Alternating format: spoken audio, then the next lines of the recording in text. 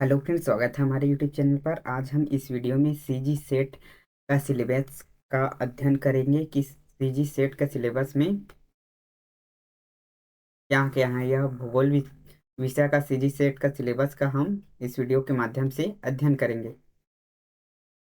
तो इसमें CG set में भूगोल विषय से कुल 10 यूनिट हैं, जिसमें पहला है भू आकृति विज्ञान, दूसरा है जलवायु विज्ञान, तीसरा है समुद्र विज्ञान, चौथा है पर्यावरण, पांचवा है जनसंख्या व अधिवास भूगोल, छठवां है आर्थिक गतिविधि और क्षेत्रीय विकास भूगोल, सातवां है सांस्कृतिक सामाजिक राजनीतिक भूगोल, आठवें नंबर पर है भौगोलिक चिंतन और भौगोलिक तकनीकियाँ, और 10वें नंबर पर है भूगोल भारत का भूगोल।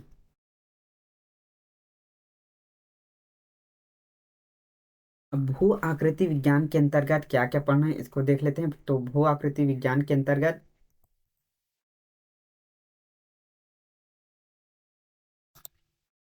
भू आकृति विज्ञान के अंतर्गत महाद्वीप प्रवाह महाद्वीप प्रवाह, उसके बाद है प्लेट विवर्तनिकी प्लेट विवर्तनिकी सिद्धांत हैं। उसके बाद आंतरिक एवं बाह्य बल आंतरिक एवं बाह्य बल को पढ़ना होगा। एवं अपक्षय क्या होता है इसके ऊपर पढ़ना होगा। उसके बाद है भू आकृतिक चक्र, जिसमें डेविस व पेंग का भू आकृतिक चक्र के बारे में पढ़ना होगा।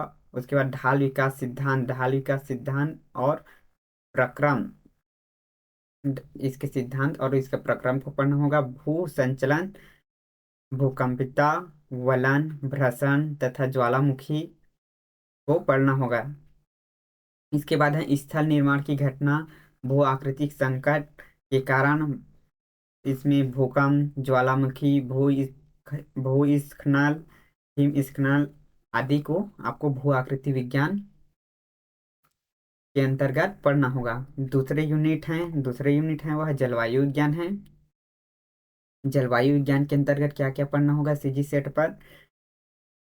सीजी सेट के लिए जलवायु विज्ञान में आपको जलवायु विज्ञान की संरचना, जलवायु विज्ञान में वायुमंडल एवं विनियोजन, सूर्य ताप, पृथ्वी में ऊष्मा का बचत, तापमान, वायुमंडलीय दाब और पौने, वायुमंडलीय परिसंचरण के अंतर्गत वायु राशि, वताग्र तथा ऊपरी वायुमंडलीय वायु संचलन, चक्रवात एवं प्रति चक्रवात के अंतर्गत उष्णकटिबंधीय व शीतोष्ण कटिबंधीय चक्रवात के बारे में पढ़ना होगा।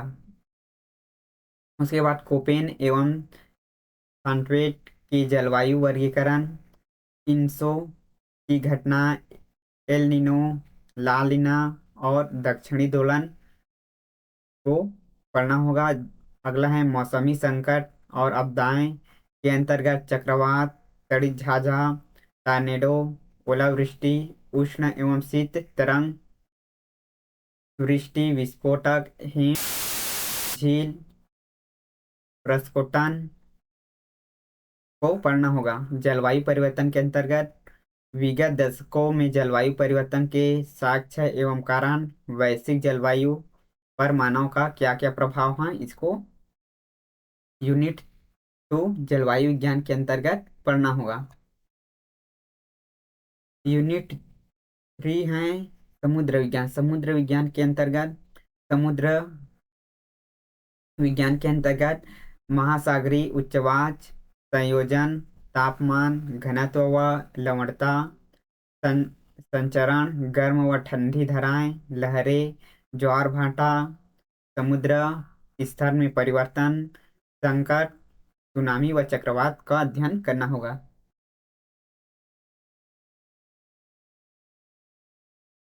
यूनिट 4 में पर्यावरण भूगोल है। पर्यावरण भूगोल के अंदर इसके घटक, पारिस्थितिकी भौगोलिक वर्गीकरण और मानव पारिस्थितिकी क्रियाएं, पोषण स्तर, ऊर्जा प्रवाह, चरण, भू रसायन, कार्बन, नाइट्रोजन, ऑक्सीजन व खाद्य श्रृंखला के अंतर्गत खाद्य जाल और पिरामिड पारिस्थितिकी पिरामिड, मानवीय पारिस्थितिक अंतर संबंध और प्रभाव, पर्यावरण नैतिकता, गहन पारिस्थितिकी, पर्यावरणीय संकट और आपदाएं के अंतर्गत वैश्विक तापमान, नगरीय उष्ण तापीय, वायुमंडलीय प्रदूषण, जल प्रदूषण, भूमि निम्नीकरण को पढ़ना होगा।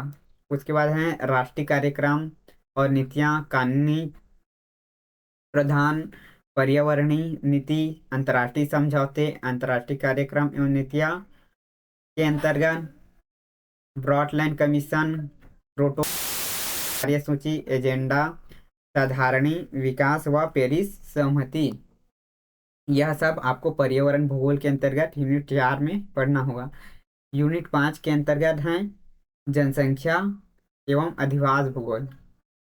तो जनसंख्या एवं अधिवास भूगोल के अंतर्गत है आंकड़ों का स्रोत, जनगणना, प्रतिदर्श सर्वेक्षण और जन्म मरण सांख्यिकी, आंकड़ों की विश्वसनीयता, त्रुटि, विश्व जनसंख्या वितरण, मापन, प्रतिरूप और निर्धारण, विश्व जनसंख्या वृद्धि में पूर्व व ऐतिहासिक काल, आधुनिक काल तक यह पढ़ना होगा। जनसांख्यिकी संक्रमण, जनसंख्या वृद्धि का सिद्धांत के अंतर्गत माल्थस का सिद्धांत, सल्डर और रिकार्डो का सिद्धांत को आपको पढ़ना होगा, जिसमें जन्म दर, मृत्यु दर, विश्लेषण, संकेतक निर्धारण और विश्व प्रतिरूप हैं। जनसंख्या प्रवास के अंतर्गत परिणाम और प्रतिमान मॉडल्स, एक जनसंख्या संरचना एवं विशेषता के अंतर्गत आयु, लिंग, नगरीय व ग्रामीण जनसंख्या को पढ़ना होगा।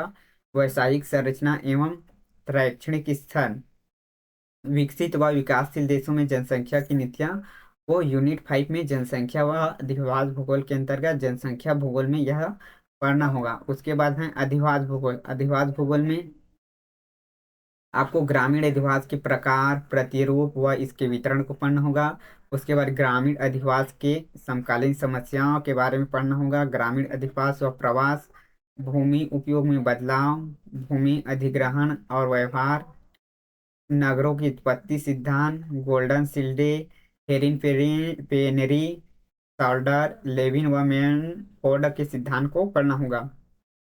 विकसित व विकासशील देशों में नवीनीकरण की विशेषता और प्रक्रिया, नगरों की वृद्धि के कारक, नगरीकरण की प्रवृत्ति और इसके आकार को पढ़ना होगा। संरचना और नगरीय क्षेत्र में कार्य, नगरीय पद्धति में प्राचीन नगरों के कानून, श्रेणी, आकार व नियम को, व केंद्र स्थल सिद्धांत में क्रिस्टालर और लास्क सिद्धांत को पढ़ना होगा। नगर की आंतरिक संरचना, नगर की भूमि सिद्धांत में वार्गिज, हैरिस, उल्मेन व हॉयट के सिद्धांत को पढ़ना होगा। वह नगरीय भूमि उपयोग मॉडल के अंतर्गत वर्गीज, हॉयट, हैरिस व उल्मेन के मॉडल को पढ़ना होगा। नगरीय महानगरीय संकल्पना, वैश्विक नगर और कोर नगर, आकार परिवर्तन में पूर्व नगर क्षेत्र, ग्रामीण नगर, सीमांत व नगर उपरांत मुद्रिक उपग्राही नगर, नगरों को सामाजिक विनियोजन, नगरीय सामाजिक क्षेत्र विश्लेषण, नगरीय अभिव्यक्ति में मलिन बस्ती, अनियमित क्षेत्रों में वृद्धि, अपराध व सामाजिक बहिष्कार को, यह सभी टॉपिक को अधिवास भूगोल के अंतर्गत पढ़ना होगा। उसके बाद है छठा, आर्थिक गतिविधि और क्षेत्रीय विकास का भूगोल। आर्थिक गतिविधि और क्षेत्रीय विकास का भूगोल के अंतर्गत है आर्थिक भूगोल। आर्थिक भूगोल में आपको आर्थिक गतिविधियों की अवस्था को प्रभावित करने वाले स्थानीय कारक में प्राथमिक, द्वितीयक, तृतीयक और चतुर्थक कारकों के बारे में पढ़ना होगा। जिस अगला है प्राकृतिक संसाधन के अंतर्गत प्राकृतिक संसाधन का वर्गीकरण, वितरण एवं संबंधित समस्याओं का पढ़ना होगा। प्राकृतिक संसाधन के प्रबंधन, विश्व में विकसित व विकासशील देशों में ऊर्जा के संकट का अध्ययन करना होगा। उसके बाद है हमारे कृषि भूगोल। कृषि भूगोल में भूमि क्षमता का वर्गीकरण, भूमि का उपयोग नियोजन, सस्य प्रति संयोजक विधि, क्षेत्र का निरूपण में वीवर, डोई तथा रफीउल्ला का पढ़ना होगा। सस्य विविधीकरण में वांथुनेन की भूमि उपयोग नियोजित मॉडल, कृषि उत्पादकता के मापन एवं निर्धारण, कृषि उत्पादकता में क्षेत्रीय विभिन्नता, विश्व में कृषि पद्धतियों को पढ़ना होगा। औद्योगिक भूगोल के अंतर्गत उद्योग का वर्गीकरण और उद्योगों का स्थान निर्धारण के कारक, उद्योग का स्थान निर्धारण के सिद्धांत में ए वेबर, ई एम हुअर, अगस्त अगस्ट लॉस एल्फ्रेड एवं डी एम स्मिथ के सिद्धांत को पढ़ना होगा।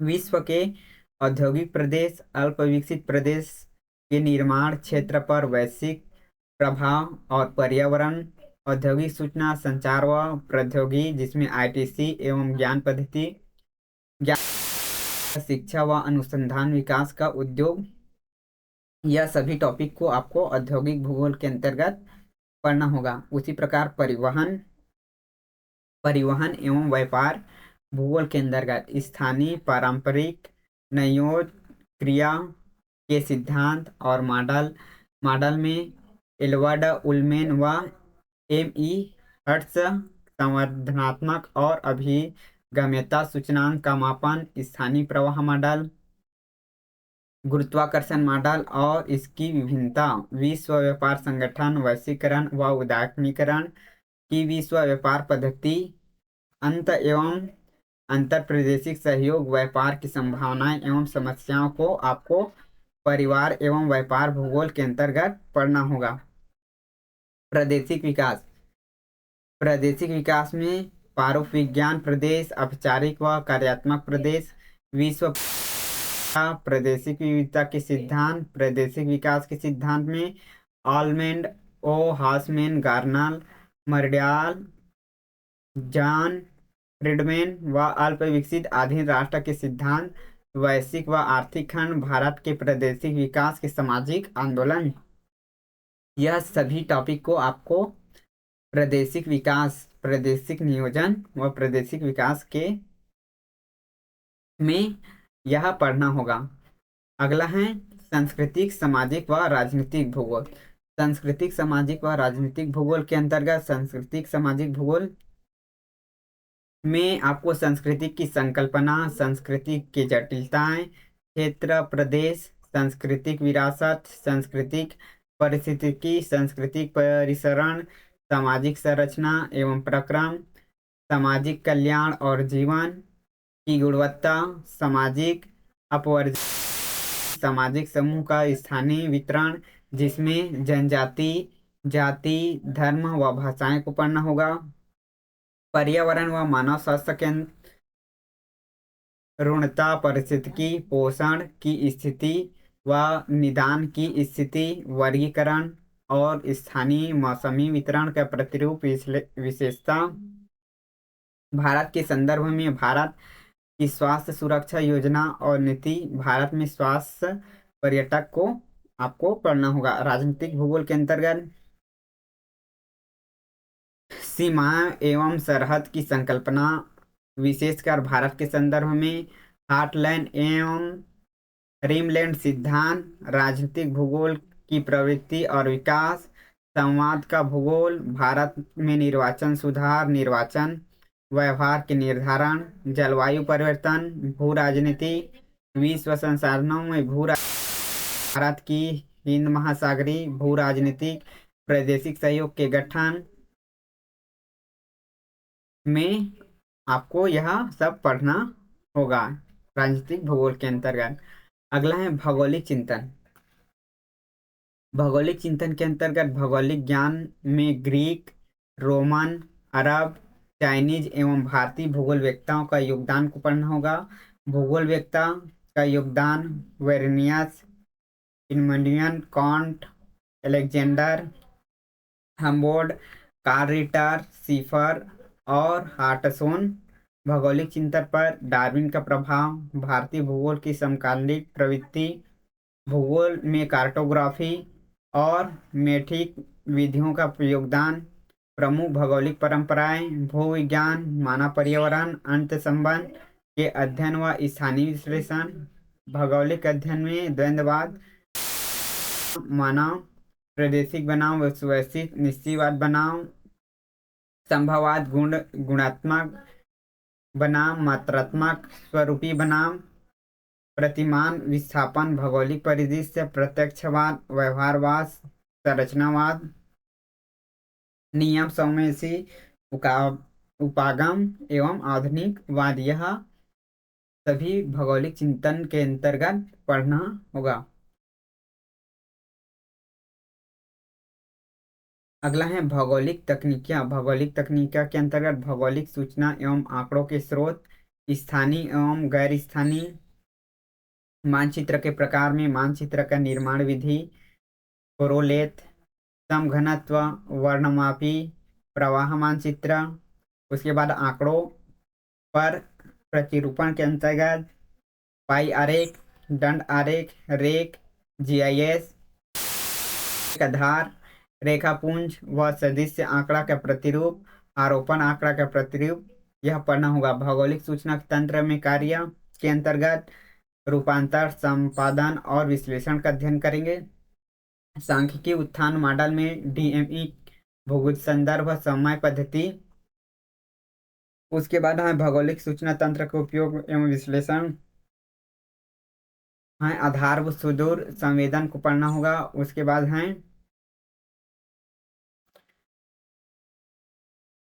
चुंबकीय स्टेम संवेदनात्मक व प्लेटफॉर्म विनियोजक नियोजन के प्रकार, वायु छायाचित्र, फोटो के तत्व, उपग्रह प्रतिबिंब विवेचना, वायु फोटो की किस्म,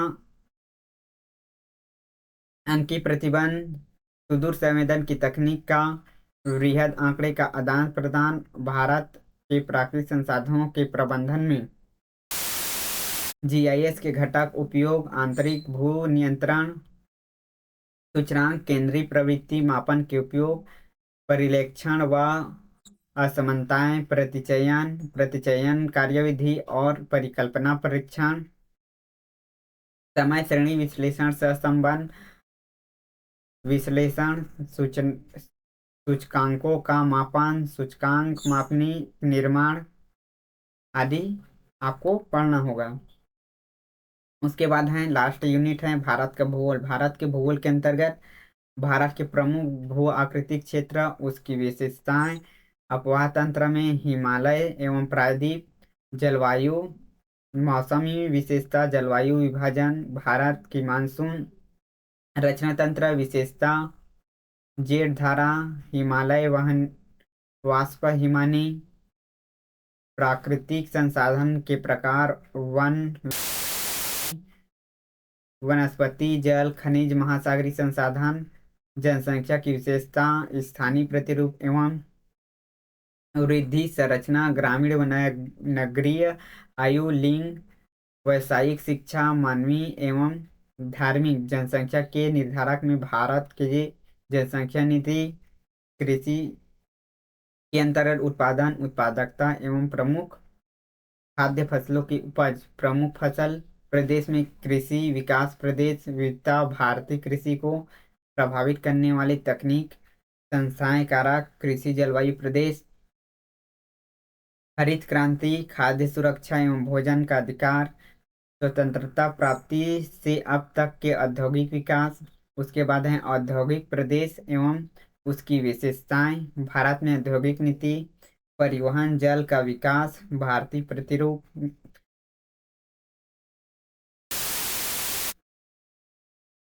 रेल, सड़क, वायु परिवहन व पाइपलाइन परिवहन, आंतरिक एवं बाह्य व्यापार, प्रवृत्ति, सूचना दिशा, भारत में प्रादेशिक विकास नियोजन, वैश्वीकरण, भारत की अर्थव्यवस्था पर प्रभाव, भारत में प्राकृतिक आपदाएं, भूकंप, सूखा, बाढ़, चक्रवात, सुनामी, हिमालय उच्च भूमि संकट व आपदाएं को भारत के भूगोल यह 10वां यूनिट के अंतर्गत पढ़ना होगा। यह सभी यूनिट में यथ को पढ़ना होगा।